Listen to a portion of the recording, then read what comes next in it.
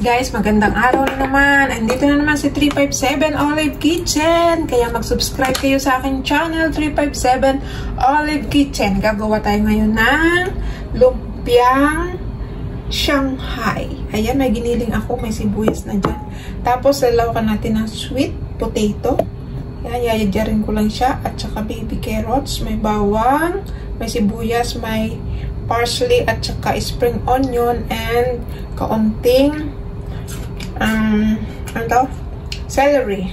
Yan. Then, lagyan natin ng paminta at kaunting asin. Kaunting asin. Then, black pepper. Ayan, black pepper.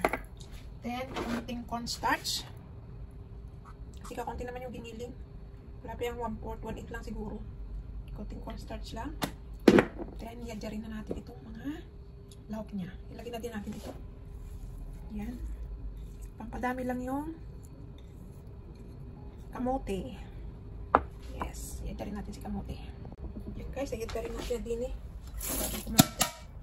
Yan, din sa malaki. Ganyan lang.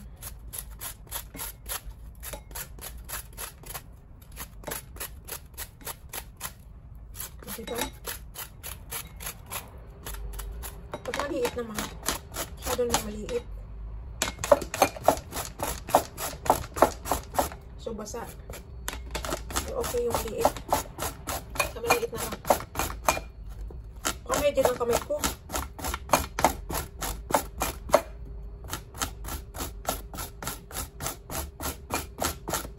Tingnan natin. Yan. O, diba? Tapos yung carrots.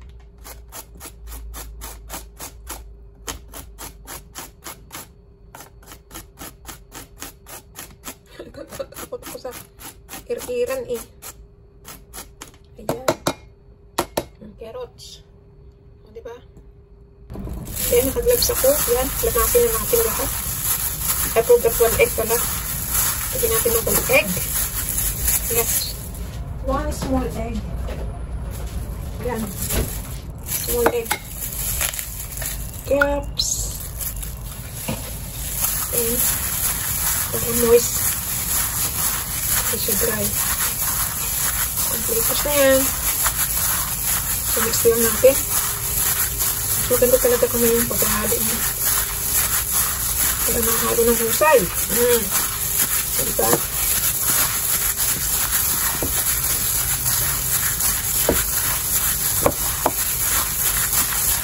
Try natin yan.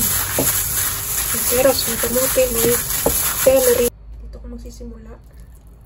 So, habaan natin siya. Habaan ng payat. Yes. Habaan natin ng payat. Yan. Ganyan. Then, i-fold mo siya. Fold mo both side. Then, roll mo. Ayan na. O, diba? One more. Kasi yung pwede na hangin na. Pwede na natin. Ito, pwede na. Yun. Pwede na. Tapos ulit. Ayan. Ito na patabi. Yes, hindi lang magdidikit. Ayan guys. Prituhin na natin. Try lang natin yan. At sa hipon, madali lang. Pero, karne ito, kailangan siya. Ito. Diba? Diyos na maliliit na payat.